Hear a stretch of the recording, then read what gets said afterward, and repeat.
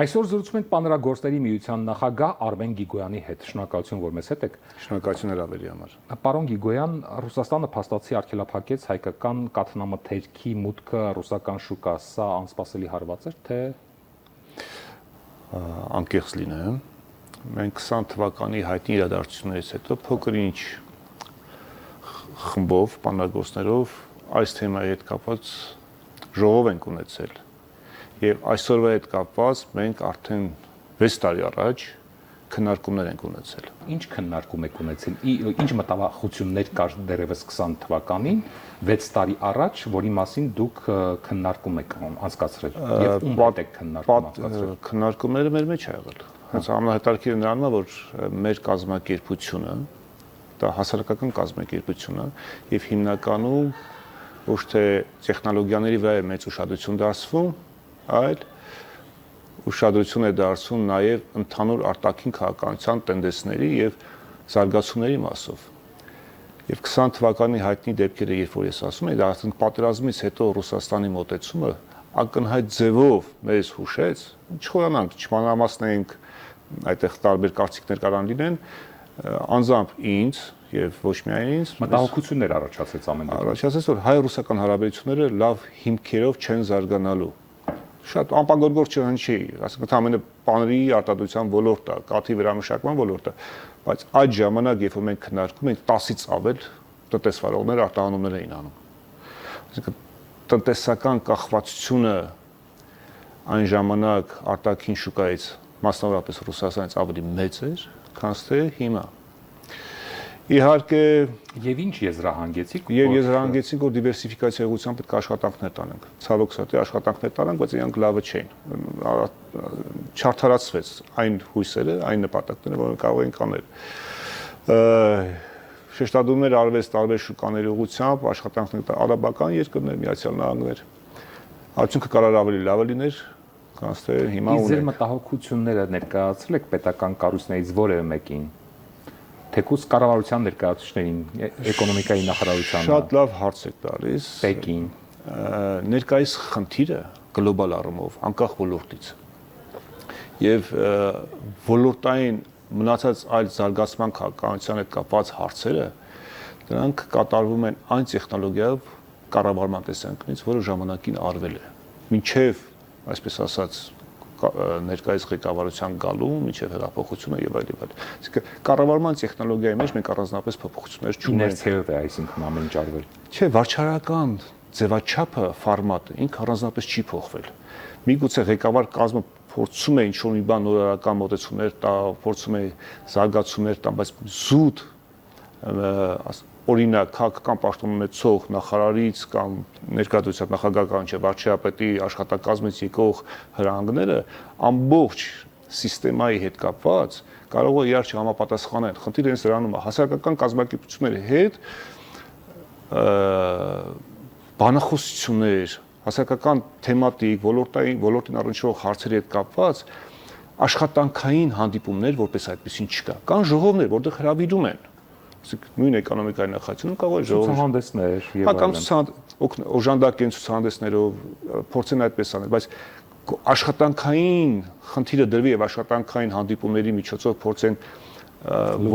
ոսկե ճանապարհը գտնել միջինով, ցավոք սրտի այժմ այդպեսին չկա։ Միգուցե կլինի։ Ոնց է ուզում անեք, մեկ արդյունավետությունը թույլ է լինելու, որովհետեւ տեխնոլոգիան արդեն իսկ կառավարման հնացած է։ Ես մի փոքր ինչ դուրս եմ գալիս մեր ոլորտի սահմաններից, այս հարցը, որ ես բարձրացնում եմ, բայց դա շատ կարևոր է։ Ժամանակն է, որ կառավարման տեխնոլոգիաների վրա ուշադրություն դարձվի։ Եթե կառավարման տեխնոլոգիաների վրա ուշադրություն դարձվեր, նման հարցերի հետ կապված, թեկուզ արտաքին վեկտորի փոփոխման, դիվերսիֆիկացիա եւ մնացած հարցերի հետ կապված մենք կարող ենք ավելի ճկուն լինեինք։ Հիմա վերադառնալով խնդրին, ռուսական կողմը հայտարարում է անասնաբուժական վերահսկողության թերությունների անհայտ ծագման հումքի եւ երրորդ երկրներից ներկրված խտանյութերի, մասնավորապես յուղերի օգտագործման մասին։ Որքանով են այս հայտարարությունները արտացոլում իրականությունը։ Բազում օրինակներ կարող են բերել, որ Ռոսեխոզնadzor տարբեր պատճառներով ինչ որ միշտ տենց ինչ-որ պրետենզիաներ ներկայացնում է։ Ու դրանք շատ հետաքրքիր զուգադիպությամբ համընկնում էր քաղաքական ինչ-որ տենդենսների հետ կապված։ Նույնիսկ ռուս-վրացական պատերազմի ժամանակ, որպեսզի Վրաստանը առհասարակ ամեն ձևով դուժեր Հայաստանի տրանզիտները, հա, այստեղ շատ հետաքրքիր է, Հայաստանից եկող տրանզիտները Ռոստելխոզնadzորի գործիքաշարով կանգնեցրեցին։ Ռոստելխոզնadzորի կողմից հնչեցված մեղադրանքներն ու պրետենզիաները իրենք մեր կողմից որպես լուրջ չեն ընկալվում ցավոք սրտի։ ՊԵԿ-ի տվյալով 2025 թվականին անցած տարի արտահանվել է շուրջ 16 միլիոն դոլարի պանիր ու կաթնաշոր։ Սա ոլորտի արտահանման առյուծի բաժինն է։ Հուլիսի 27-ից սկսած, այսինքն 2 օր առաջ, արդեն այս արգելքը տարեկան կտրվածքով քանի միլիոն դոլարի, ասենք, հարված է հասնելու մեր հենց պանրագործներին եւ ունեք արդյոք հաշվարկներ արդեն, թե դրա որքան մասն է դրանցից գնալու Ռուսաստան։ Ռուսաստանի կողմից գնվող պանիրների քանակը մոտավորապես տոննաժով եղել է 1400, 1500, 1300 տոննա պանիր տարեկան։ Հայաստանում արտադրվում եւ սպառվում է 20000 տոննա, 22000 մոտավորապես տոննա պանիր։ Նման հաշվարկների համադրման արդյունքում Հայաստանում արտադրված եւ արտահանված պանիրների քանակը ինքը առանձնապես վտանգավոր չի իր ծավալով ու մեծությամբ։ Չնայած այդ կոնտեքստով զուտ նայելը բավականին մեծ սխալ է, որովհետեւ որոշ վերամշակողներ, պանրագործներ, նրանց թիվը շատ քիչ է, 4-5 հոգի են, իրենք իրենց բիզնեսը կառուցել են արտահանման տրամաբանության մեջ եւ այդ իմիջիալից ասեմ, որ այդ արտադրողները իրանք բավականին բարձր որակի արտադրանք են տալիս։ Նույնիսկ ամեն տարի Ռոստելխոզնadzորի կողմից խստացվող պահանջներին բավարարելով Ես ավելի քան վստահ եմ, այսինքն պարբերաբար ներկայացվել է տարբեր մեղադրանքներ կամ պահանջներ, պարբերաբար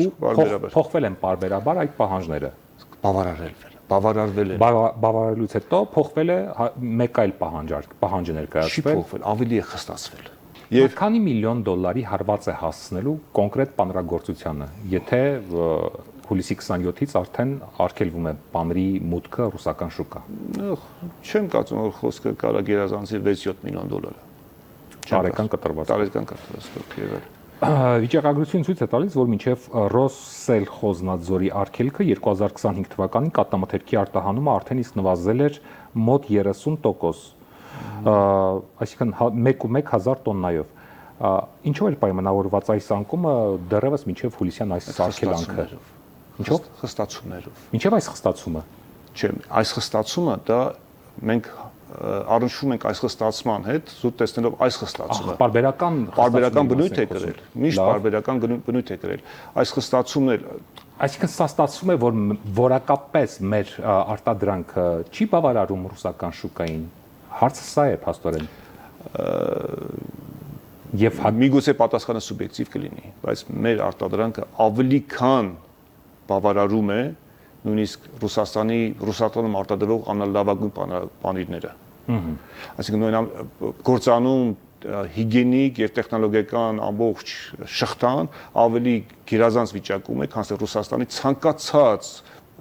լավ զարգացած 4 ընկերության մասին, որոնք հիմնականում արտահանում են Ռուսաստան։ Այո։ Իսկ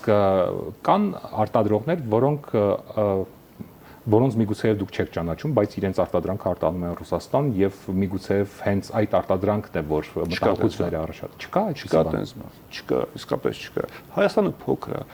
մեկին ճանաչում են։ Իսկ եթե դու տվյալ ոլորտում ես, դու ուզես թե չուզես, դու չես կարող չճանաչես։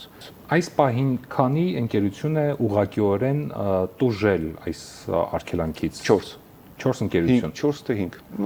եւ ինչ ծավալի պանրի եւ կատնամթերքի մասին է խոսքը, որոնք 1000 տոննա ճանապարհին են մնացել, միգուցեև կամ պահեստերում ճանապարհին մնացածների հետ կապված ես տեղեկություն չունեմ, պահեստների կամ պանիրներ, որոնք պատրաստվում են արտահանման համար, դա մոտորապես մոտ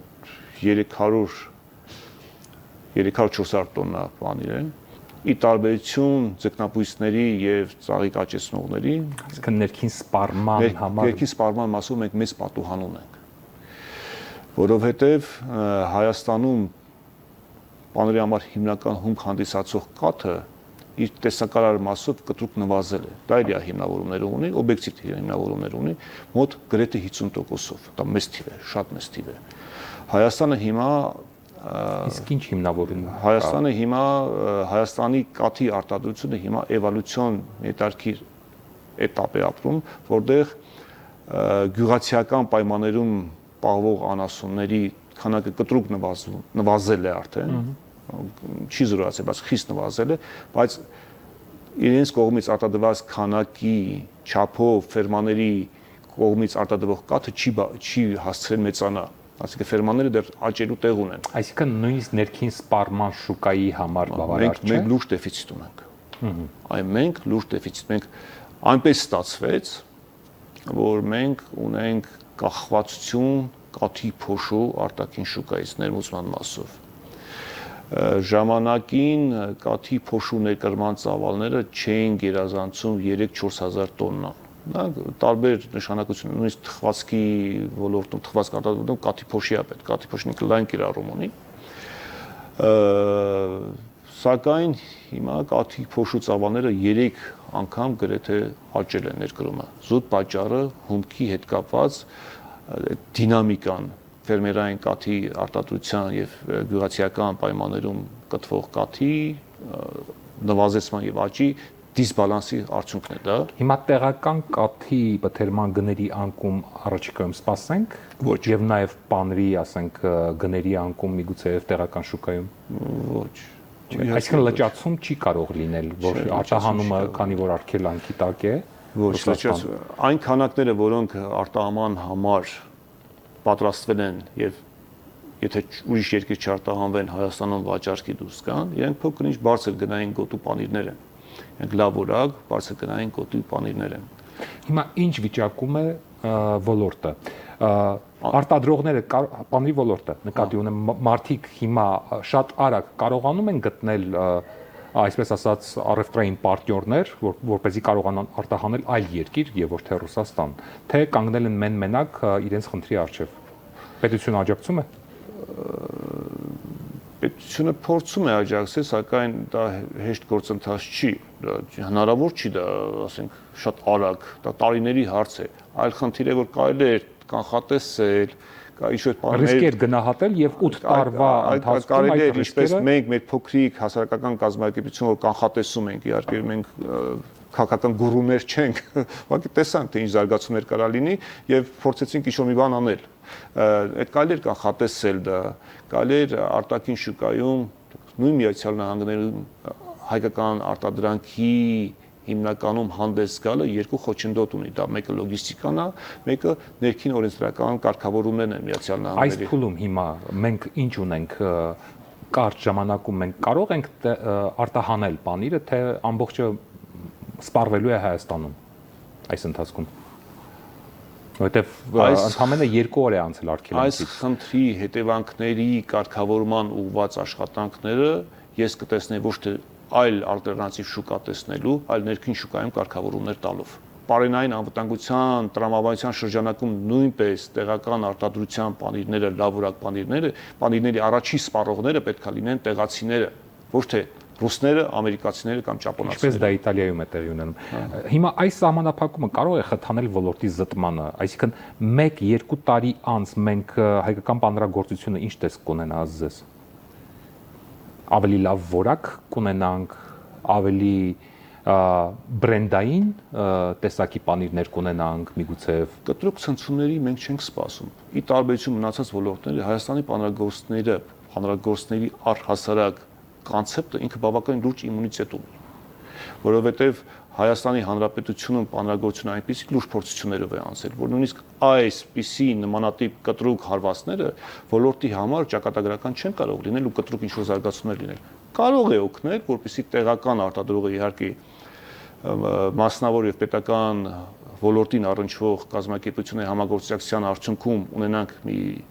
բանալի ինչ-որ լուծումներ, որի միջոցով հնարավոր լինի տեղական բարվորակ արտադրանքները տեղում իրացնելու գործընթացը խթանվի։ Դա կարելի է անել, դա հետաքրքիր կլինի։ դա ավելի խթանող կլինի, դա ավելի մրցակցային պայմանները Հայաստանի ներսում ավելի կբարձրացնի։ Այսինքն շատ բան կարելի անել։ Կարելի է օրերով ու ժամերով կարող ես խոսալ։ Ցանկություն չկա մեծ աշխարհին ներկայանալու որպես լուրջ պանրագործության, ասենք, պանրի արտադրության երկիր, բրենդային պանրի երկիր, ինչ որ անվանումով օրինակի համար։ Աշխարհին ներկայանալի դառնալու համար, ինչպես հիմա ասենք մենք գիտենք շվեյցարական պանիրները, իտալական պանիրները հատուկ անվանումներով։ Ունենք տեսակներ, որոնք աշխարհին ներկայանալու համար բոլոր հիմքերը ունեն։ Մենք մի հատ հին ժողովրդական ասացված կա, պետքա թռնես, նոր ասես հոպ։ Հիմա մենք խնդիր ունենք, եթե մենք ներքին շուկայում կարգավորման խնդիր ունենք, ինչ ենք մենք անմիջապես, թեկուզ արտաքին արտահանման հետ կապված։ Ախր ներքին շուկայում խնդիրները նոր չեն։ Դրանք տարիներով կան։ Բայց սա առիթ է, որպեսզի ներքին շուկայի վրա նույնպես ուշադրություն դարձվի։ Այսինքն սա առիթ է, որ կարող է խթանել, որպեսզի ներքին շուկայի հետ կապված կարգավորումների գործընթացը սկսվի եւ արագացվի։ Դա շատ լավ առիթ է։ Ես նույնպես եմ կրկնում, ձկնաբույսների համեմատությամբ ձկնաբույսների հետ կապված լուծում չեմ տեսնում, ավելի սարսափելի մեծ քանակի մենք ձկնաբույսերին էլ կանդրադառնանք առաջիկայում համեմատելու չի, ասենք արտահանումով փոխարինելը մեր դեպքում դա լուծման միակ ճանապարհը չի։ Մենք ունենք լուծման տարբերակներ, մենք ունենք առաջարկներ, եւ որպեսզի մենք կարողանանք աշխարհին ավելի լավ ապրանքներ ներկայացնելու համար, առաջերտին դա պետք է մշակվի, վերջնական տեսք ունենա, կոներքին շուկայում դա դոգմա է, դա այդպես պետք է լինի, դա է ճիշտը։ Իսկ որ մի բան, որ մենք հատուկ այդ շուկայի համար սարքել ենք, արտահանել ենք, դա մեր սխալն է եղել։ Այսինքն Ռուսաստանի հաճախորդը քիմքը ուզում է այսպիսի պանիրներ, մենք այսպիսի պանիրներ սարքել ենք, որովհետեւ տնտեսապես ինքը ձեռնտու է դառնում, որպեսզի հասնի այնտեղ, բայց ասեմ դες Ռուսաստանում նույնպես սպառողը դրանք հիմնականում հայերն են, որովհետեւ պանիրները հայկական են։ Այստեղ ռիսկերի հետ կապված գնահատման լիարժեք, ասենք, բանաձև պետք է ունենանք։ Մենք օտար ասենք Սփյուռքում որտեղ ինչ օջախներ ունենք եւ հիմնական արտահանման քաղաքականությունը ինչպես պետք է վարվի, ինչպես է արվում, դեսպանատները ինչ աշխատանքներ ունեն անելիք, շատ կարելի է խոսալ արտահանման հետ կապված, բայց ես նույնպես եմ կրկնում, արտահանումից եկող խնդիրը այստեղ մեր ոլորտի հետ կապված, դա սիգնալ է, որպեսզի մենք ներքին շուկայի կարգավորումներով զբաղվենք։ Ես կարող եմ նստել առանձին հարցազրույց վարել, թե ինչպես կարելի է կառուցել պանրի արտահանումը Հայաստանից հատուկ։ Բայց քանի որ մենք ուրիշ խնդրի հետ կապված ենք եկել այստեղ հանդիպան, ես կարող եմ ասել, այս խնդիրը հիմա շատ հետաքրքիր առիթ է, շատ լավ առիթ է մեզ, որպեսզի մենք կարողանանք ներքին պանրի ներքին շուկայի հետ կապված կարգավորումները խելքի բերել։ Պարոն Կինգոյան, հիմա Հայաստանի պանրի շուկայում ինչ է կատարվում, ցնցումների մեջ է դաշտը, թե անցումային ժամանակաշրջան, նույնպես շատ երկար ձգվող անցումային ժամանակաշրջան ենք ապրում եւ ցավոք սրտի այդ անցումային ժամանակաշրջանում այն ոնց ասում են, եթեր դուրս եկած, ասենք ջրերից դուրս եկած պանրատեսակներ, նոր պանրատեսակները, որ նոր տեխնոլոգիաներով են արտադրվում եւ որոնք արտադրվում են հիմնականում կաթի փոշով եւ բուսական յուղով, դրանք կոչվում են պանրամթերքներ, դրանց ներկայությունը շատ երկար տևեց մեր շուկայում, քանզի մենք կարելի ենք կանխատեսել։